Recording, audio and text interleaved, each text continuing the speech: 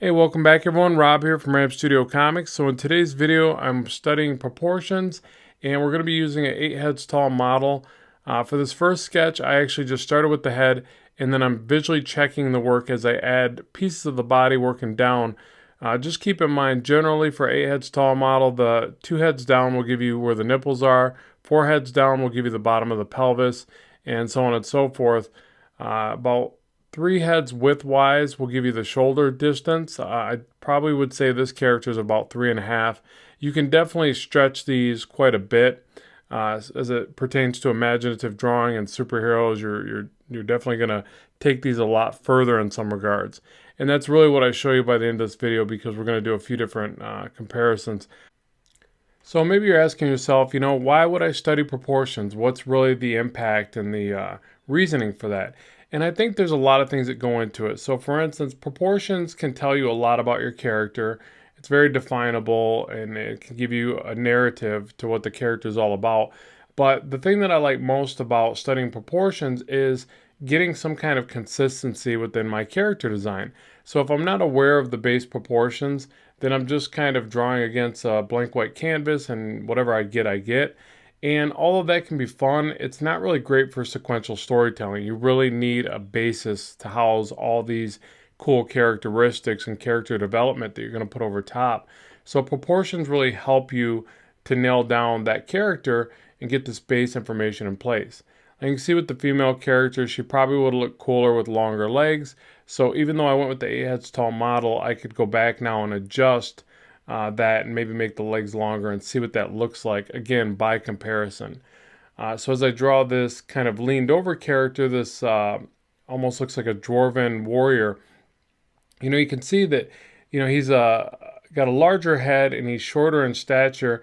And with that leaned over pose, it gives an entirely different effect and presence to this character. And you see here I go back and redraw it, and now I'm going for a little bit different proportion to a similar type character. So not as leaned over, so I raise the head up, and that generally will change the look of the posture from a front view. And then I'm going to go with the 8 heads tall model, or a little bit over because his foot goes past that last line, but I'm changing the proportions. So if you notice from this male character to the other one, the pelvis is a lot lower. So I'm giving more space to the upper body mass and giving him these stumpy kind of little legs. And again, this is what I mean by it changing the narrative essentially to the character, because you immediately think, okay, well, this character is very powerful upper body. Maybe he can't run too fast. Maybe he's all upper body strength. And and what happens is as you start to develop this character and you draw them in sequential storytelling, you start to think that way about their movement. So the way that their proportions are going to directly affect the way that they move and the way that they react with other characters in the scene. So it's really neat. It all kind of starts here, and then you have to engineer it in a way where it matches so that, again, if he's this big lumbersome character with these big arms, it would make sense that he uses those to move around and knocks things out of the way or whatever.